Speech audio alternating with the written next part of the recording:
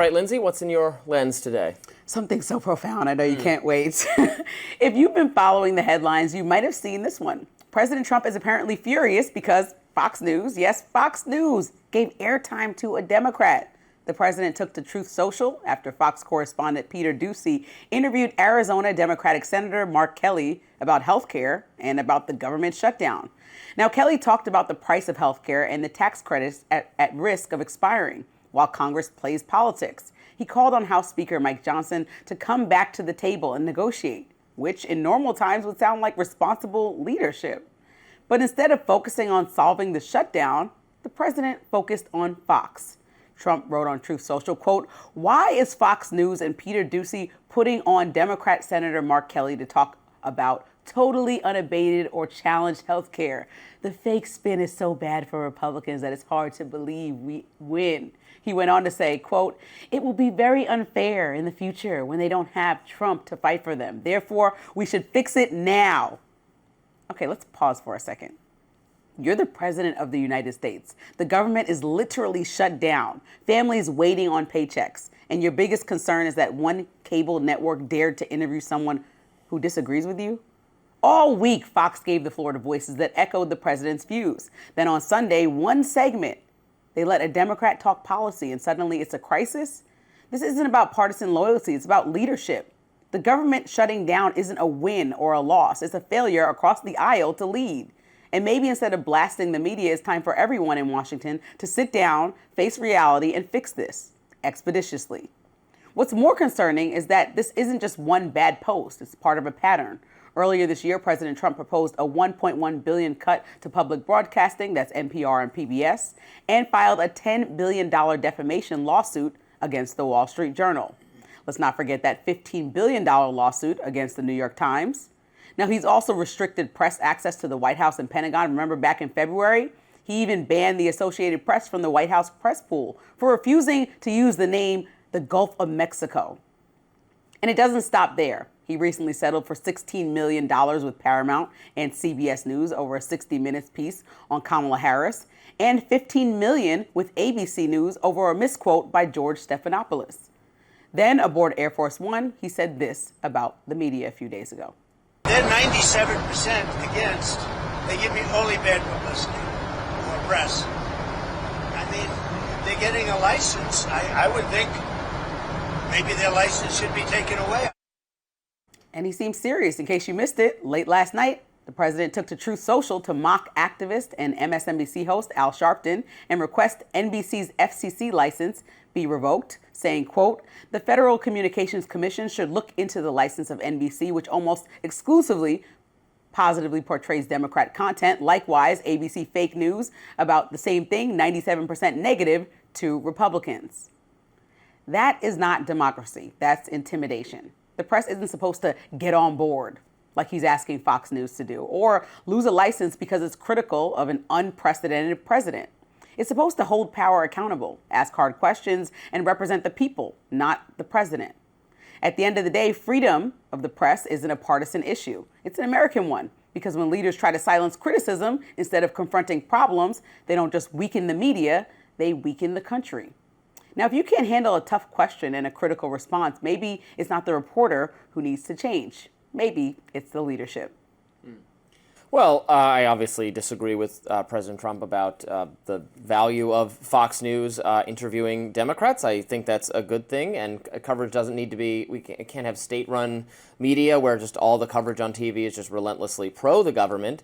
At the same time, what we have is a mainstream corporate press that is, as Trump points out, extremely, excessively, insanely hostile to him. He pulled this 97% number from no study. He just said 97%. No, there's no 97% study. He's just like 97, I think. People are like, what's the source? He's like, 97. It's from the Media Research Center. Okay, well, I'd like to see that. I'd like to see that. It's absolutely true. 97%. Now, in my view, I don't think they should lose their licenses because they're critical of the president. I put that in a very different category from, for instance, NPR and PBS, which are publicly funded and thus should maintain at least some of veneer of neutrality, or they should just lose the funding anyway, which is what happened, which is what's great.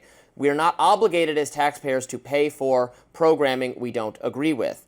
That's different than the editorial independence of ABC, CBS, et cetera, which should be sacrosanct, and they should not have their licenses threatened. I also just don't think this is litigating the last battle.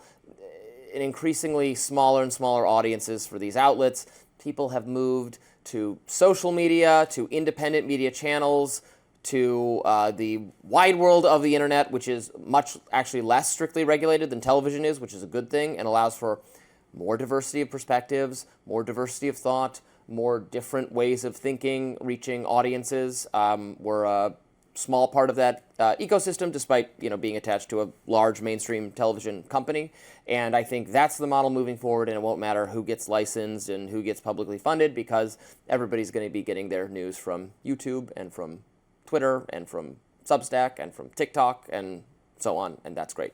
So President Trump's argument was, we put Fox News on the map, basically. I've been a supporter of it. My supporters like it. Mm-hmm. And you bringing interviews like Senator Kelly on is disrespectful, and I'm paraphrasing, to the people that basically watch your network. They don't want to see this. And I just can't imagine that. I mean, there's even been interviews where, like you said, Newsom's doing a lot of interviews. Pete Buttigieg is doing a lot of interviews. It's great to have this perspective on. You don't just want to argue with an echo chamber of people that agree with you, right? You want to see this is the whole Charlie Kirk philosophy. So I don't understand why the president is trying to, it seems like the ultimate goal is to get people to stop watching the channel. I know he has a beef with Rupert Murdoch. We understand that. He sued Wall Street Journal recently. But is MAGA actually feeling the same thing that President Trump does? Or is this his ego saying, I don't want anything negative to happen about me? Because negative press happens, I'm sorry, for all presidents. That's the crown you wear when you hold that huge position. Right. Well, there have definitely been stages in the past where I think some supporters of the president, MAGA, felt that certain people on Fox were too unfavorable to him in the past. I think obviously he had, back in the day, the infamous dispute with Megyn Kelly herself, right. who now I think is a very full-throated supporter of Donald Trump in her personality as an independent media figure.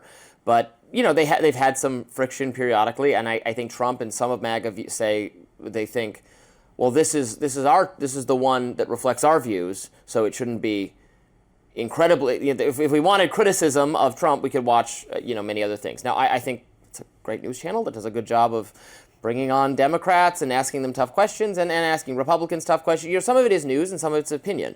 Fox more clearly delineates between news and opinion than actually CNN or MSNBC do. So, if you're watching Brett Baer's hour, the special report, that's a news hour that's hosted by a news anchor that interviews people with opinions and political figures. And if you're watching Sean Hannity or Laura Ingraham or Jesse Waters, you're watching opinion programming. It's their opinion. And there's a pretty clear difference that doesn't, to the same extent, exist on the other networks. Yeah, I think that's a good thing. I'm crediting them for doing that. Right, and I think that the understanding should be once you hit 6 o'clock in prime time, that's when you add in more opinions. And dayside program is really supposed to be more interviews and less perspective. I guess, but here we are during the day. Well, no, but we're like you said, we're the new media. We are the new media version. We can do whatever we want. Yeah, we're in a whole different bucket. My philosophy is I can do whatever I want. Well, I just don't think the president should try to sue people into non-existence and threaten suing them. And that's what he's trying to do, constantly when something doesn't go well. Even I'll bring back up the Kamala Harris thing with 60 Minutes. We took out a breath. We took out a pause. George Stephanopoulos libeled him. I'm talking about Kamala and the pause. He sues that. I'm talking about the New York Times. He put a lawsuit that judges and people can't even understand what you're suing for, so he has to go back to the drawing board. This is nonsense. Well, Trump, like every other Americans, everyone can sue anyone for any reason. And everyone can put it in their presidential library and act unpresidential. Mm-hmm. You're right. That's fine. I guess we're allowing anything for any president. All right, Lindsey, what's in your lens today? We're talking about Epstein. So when politicians start ducking questions, it's usually because they're standing in the middle of a fire. Many Democrats are convinced that Republicans are now using the government shutdown to stave off further scrutiny of President Trump's relationship with the late pedophile Jeffrey Epstein. Now, House Speaker Mike Johnson is pushing back against that connection. Democratic congresswoman from Arizona who would be a critical vote to releasing the Epstein files. How do you respond? It's totally absurd. Charge? This has nothing to do with that. It's another red herring. He later took to MSNBC to double down. I'm for maximum disclosure. I want every page of this out. Donald Trump's not implicated in this. If he was, you'd have known about it a long time ago. He wants to protect the innocent victims. He and I have talked about this. He's very passionate about that. But he's for maximum disclosure, and his DOJ is shown that. Now, Robbie's favorite person, Thomas Massey, was not buying that story. He posted on X, quote, contrary to what Speaker Johnson is doing, or what he says, Speaker Johnson is doing everything he can, including delaying the swearing in of the most recently elected member of Congress and spreading misinformation about the legislation to block a vote in Congress on legislation to release the Epstein files. Now, what's Massey talking about? He's talking about Representative-elect Adelita Grijalva, who won a special election in Arizona to fill her late father's seat. A plaque with her name already hangs on her door, but Republicans are refusing to let her take oath. Why? Because her vote could be the one that tips the scale. Now, Grijalva has promised to back a bipartisan petition that would force a vote to release the Justice Department's Epstein files, the documents that might finally reveal who knew what about when about one of the most powerful predators in modern history. Democrats say Johnson is keeping her sidelined to stall that vote. His office insists it's, quote, standard practice, but that excuse doesn't hold water. He's sworn in 2 Republicans this year when the House wasn't even in session. So let's call it what it is, a stall tactic with a side of smoke and mirrors. Behind the scenes, the White House and Republican leaders are reportedly pressuring 3 GOP women, Representatives Lauren Boebert, Nancy Mace, and Marjorie Taylor Greene, to withdraw their signatures from the discharge petition. But for now, those women aren't budging. As Senator Chuck Schumer put it, quote, House Republicans care more about protecting the Epstein files than protecting the American people. Here's the thing. Secrecy has a shelf life. Every time leaders try to dodge transparency, public trust burns a little bit slower, but it still burns. If the Epstein files are really nothing more than a, quote, red herring, then prove it. Release the files, all of them, the Treasury files, everything.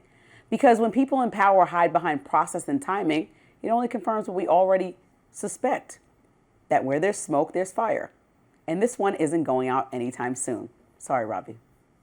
We got to talk about it. Now I don't mean to be, I should not be conflated with the side who doesn't want to talk about the Epstein files. Well, you said, oh, it's just, it's the Democratic hoax. You were on that bandwagon I never said it's a Democratic hoax. You very much were like. I've said that some of the claims of the people who are obsessed with this story do not add up if you closely scrutinize the stories of the accusers. It's a gross thing to do. Nobody wants to appear to be on the side of sexual abuse, particularly sexual abuse of underage people, although not all of these people were actually underage at the time they alleged the behavior happened, and they have changed their stories or recanted accusations in exchange for million-dollar payouts from some wealthy people. But I'm all for disclosing whatever we need to know. It's a strange story that has baffled people for a long time. If Epstein has connections to Israeli intelligence or U.S. intelligence, and that's why his confinement in prison initially was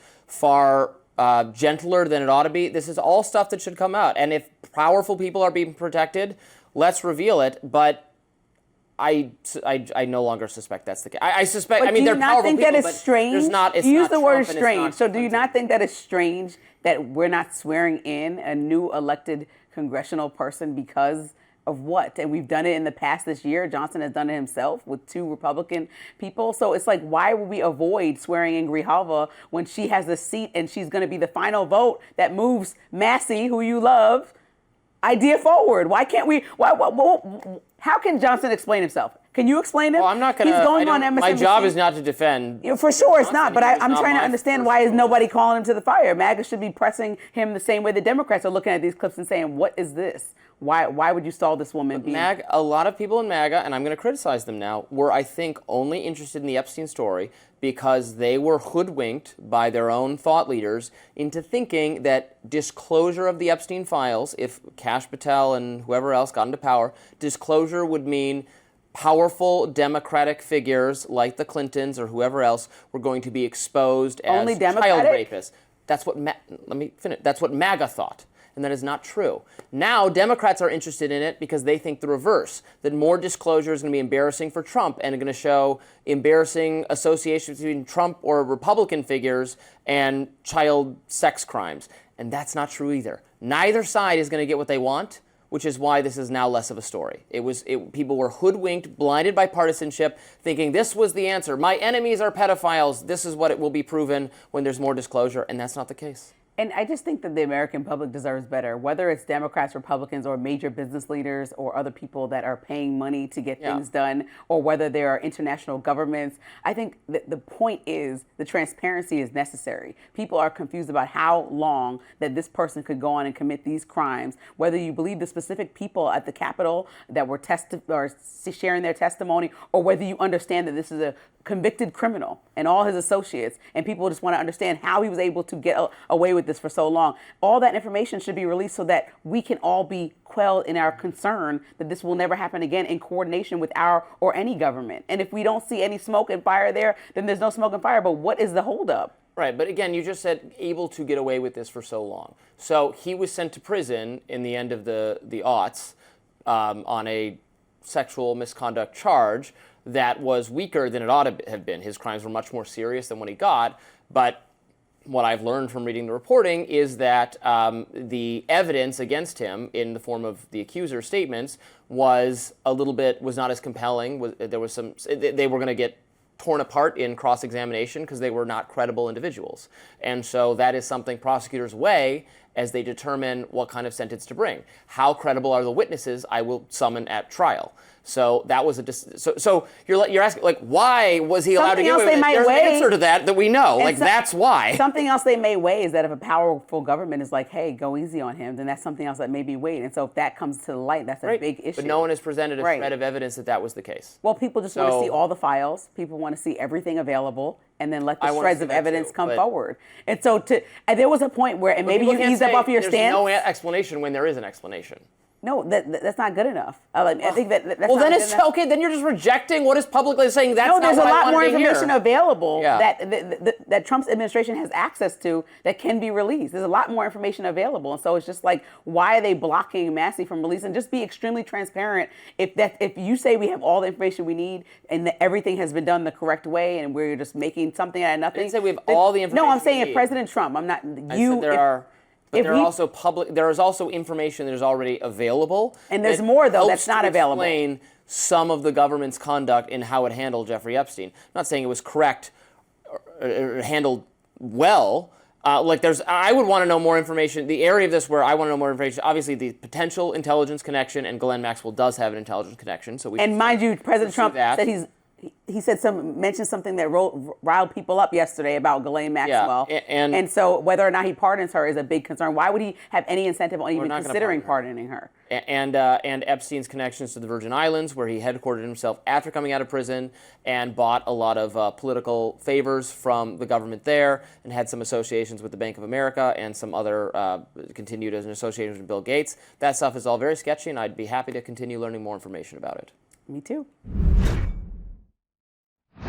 Lindsey, I want to know what's in your lens. A little bit of that. So we're going to talk about that. So this week, Congress is still locked in a standoff that's about to hit millions of Americans right in the wallet. So the government shutdown continues, and one of the biggest casualties could be health care.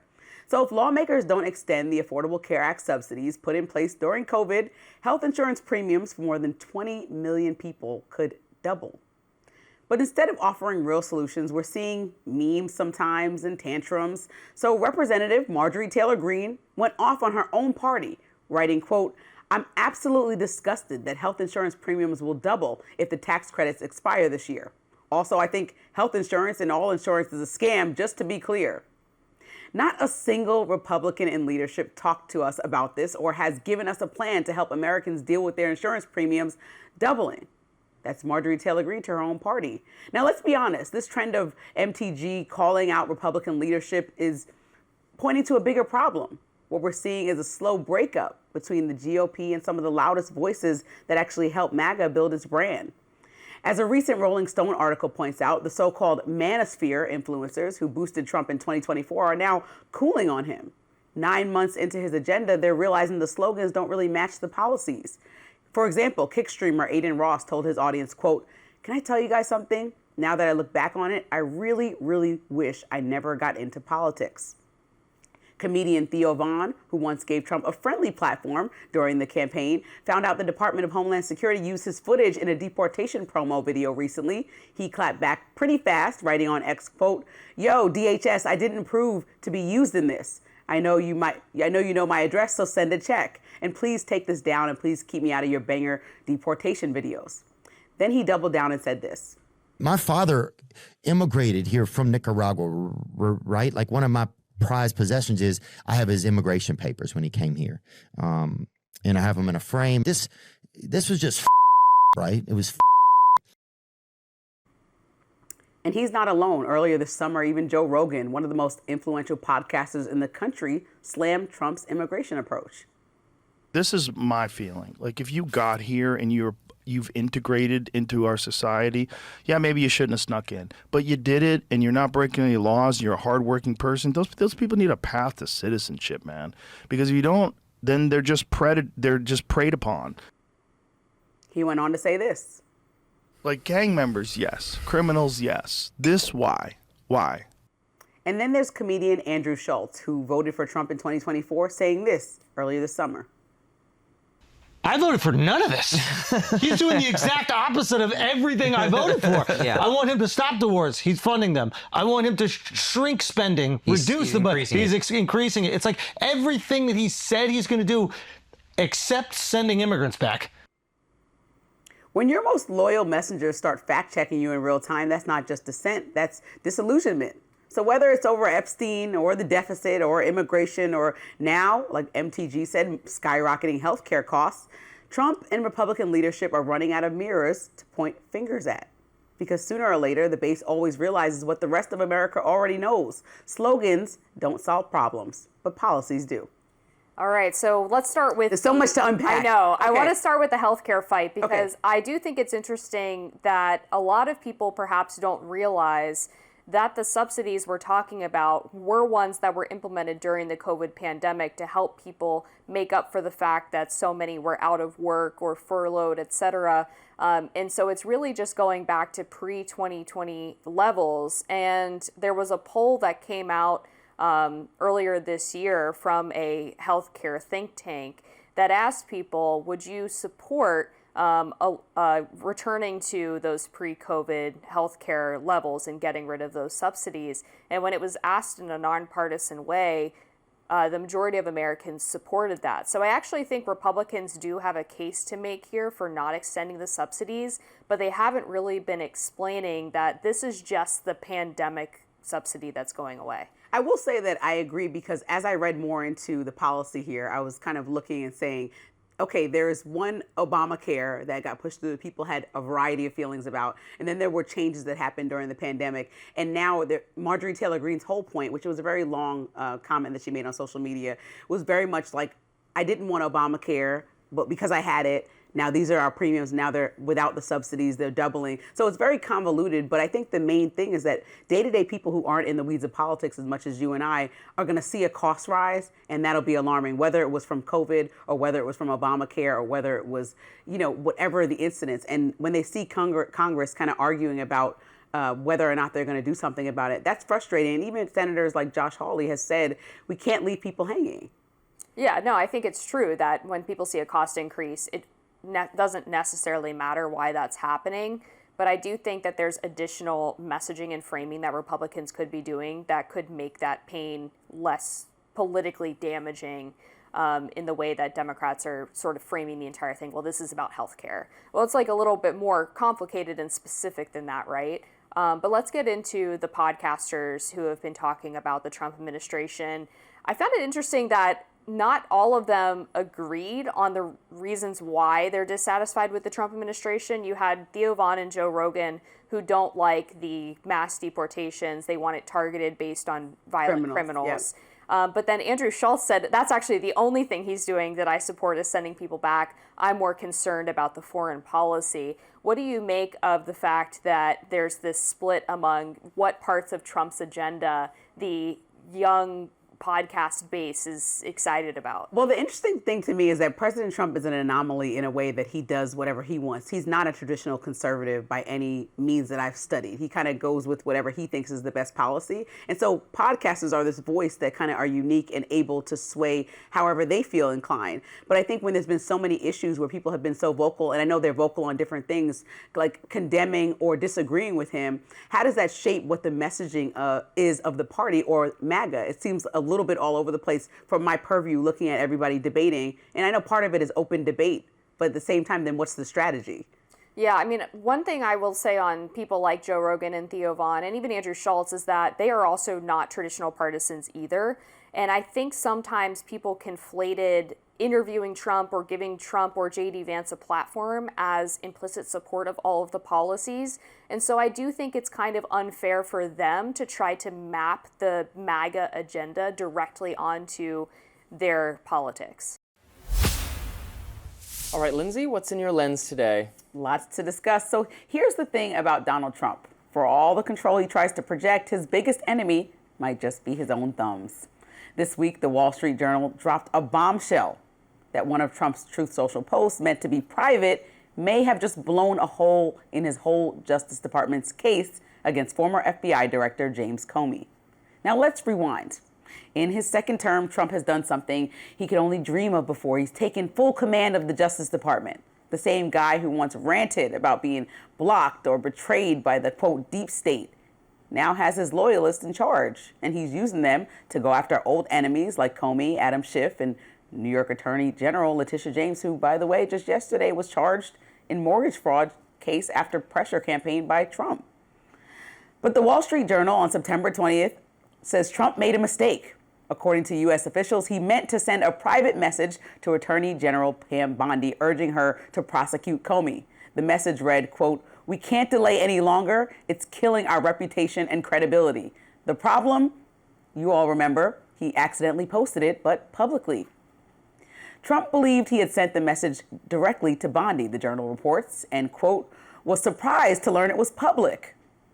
Bondi, apparently mortified, called the White House, and Trump scrambled to post a follow-up praising her for doing a, quote, great job. That one little oops post could now become an exhibit in Comey's defense.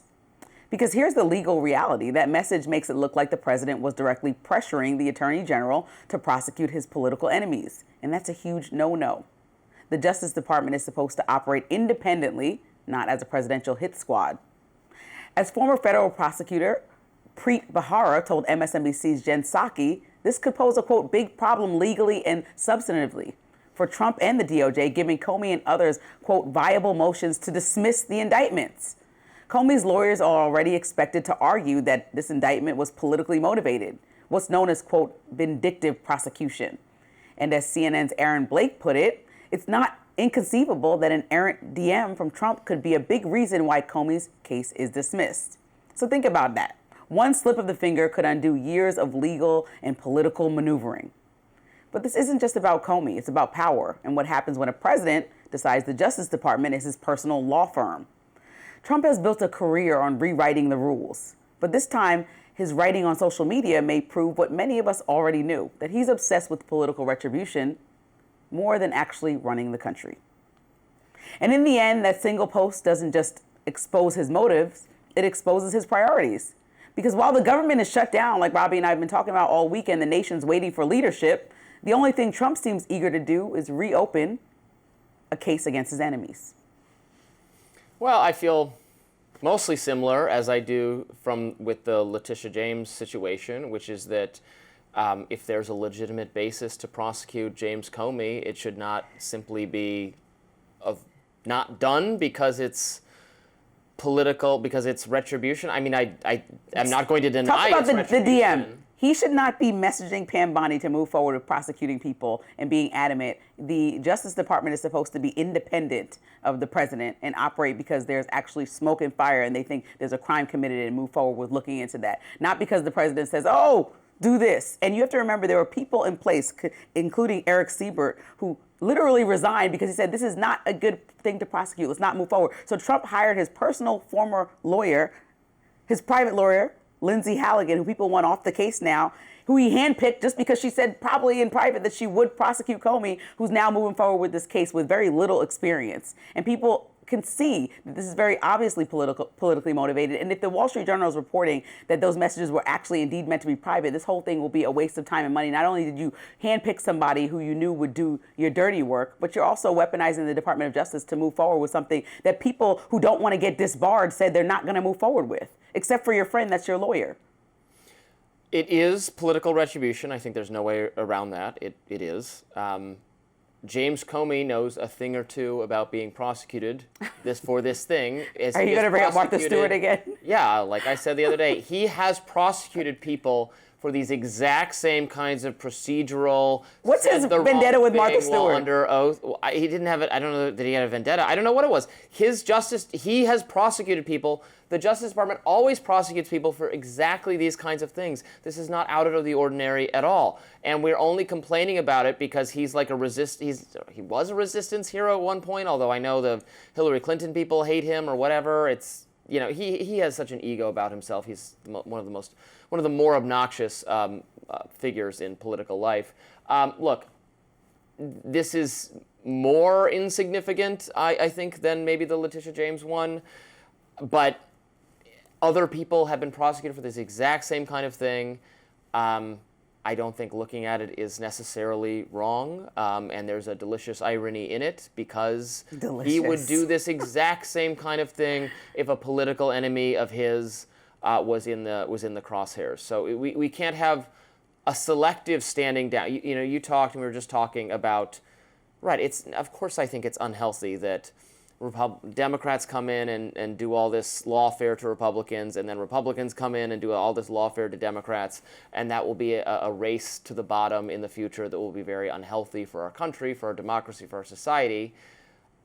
But Trump's obviously not going to be the one to back down on this first. I mean, that's just he's not. He ran on doing exactly this kind of thing and was elected. He also ran on being a victim of a weaponized Department of Justice, right. And so. But you I can't deny imagine, that he was. I can't imagine. No, I actually have said on record that I think that they should not have continued to move forward with these cases. I thought it was silly to continue to try to impeach this man. I thought it was a waste of time. Well, you're and a rare resources. moderate liberal. I'll be rare. Credit to you. I will be rare in that I thought that it was foolish to continue to prosecute him in that way, and there were many other things that people in America wanted, which is why Democrats really lost the election, because people were more concerned with their wallets and how to pay their bills than whether or not President Trump should try to be impeached for the 10th time. Mm-hmm. Okay, there's a clear distinction between me and anybody who thought that was a smart idea. I don't think that we should continue down this path. I think that anybody who campaigned on saying that they were weaponized against by the Justice Department should not then go and do the same exact thing. And I don't think that Trump needs to be this moral, highly raised figure to just say, this is not how I want to run. The entire movement of MAGA was supposed to be breaking against what was traditional norms of politics. This back and forth, deciding how to move forward and actually get things done, get the government up and working again, right? We had this former businessman that's coming into a new position to change things. And here we are, 9 months into a presidency, and we're talking about political retribution and weaponizing the justice system. I mean, I don't understand how much more of a complete 180 you can possibly do from somebody who we knew was petty. But in this regard, this is like ridiculous to keep going down this path. And I really would hope that Democrats don't continue to follow up with this. I also would not like to see, like we just talked about, we don't have to relitigate it. I don't want to see Letitia James in jail. If James Comey actually committed a crime, then fine. But if this is just to go back and forth because James Comey looked at your connection to possibly communicating improperly with Russia, then, I mean, how long are we going to do this? He also did the same thing to Hillary Clinton 2 weeks before the election, which people say is the reason why she lost the election. So he doesn't have a favorite. While we were talking about Letitia James, I don't actually want to see anyone in jail unless they're like a violent criminal. I think the purpose of prison is to keep the population safe from violent people. Thank you. But there are, I mean, people are prosecuted for white collar crime or financial crime or you don't think that should Bernie Madoff not go to jail? Should I don't. I mean, Letitia that gets James into a broader. Rented out a home she bought. Bernie Madoff made people ruin livelihoods by ruining tons of people's lives, right? Like she affected only herself. Okay, but that's not my point. My point is, do you think people should not be in jail for financial or procedural crimes ever? No, I don't think. I don't like to blanket statement anything, but I certainly don't think. My bigger point is that we should continue presidencies and administrations where we're prosecuting people who we didn't like 4 years ago. Wait the 4 years and don't come up with a game plan. Maybe she can wear an ankle monitor. Maybe both of them can. Just so we know where they are.